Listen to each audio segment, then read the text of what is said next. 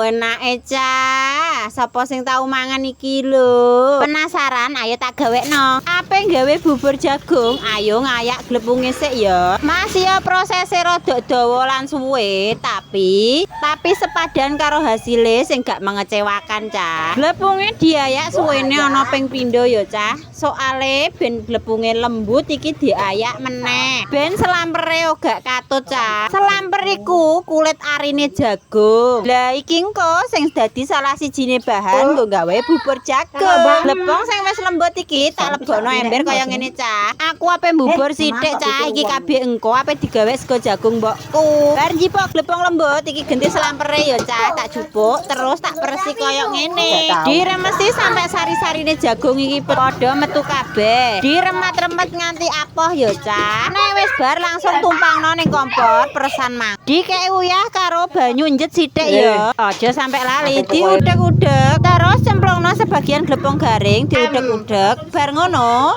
dienggo ngejuri glepung garing sing ning ember, Cah. Iki banyune mang.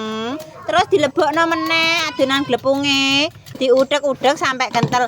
Lali, Cah, iki godhong pandane angke tak lebokno ya. Udek sampai mateng nganggo geni cilik. Lah iki wis mateng. Ayo ndang sok grojok. Ning piring sing dilambari godhong, terus sori. Gula jura utawa gula teko legen, Cah. Iki mono gula sing khas ning daerahku ya. Iki gula lontar sing digawe teko legen, Cah. Digodhog terus dadine kaya ngene. Jan, enak tenan iki. Siap dipangan sore-sore kaya ngene, anget-anget. Enake. Kepengen ya ndang jajal, Cah.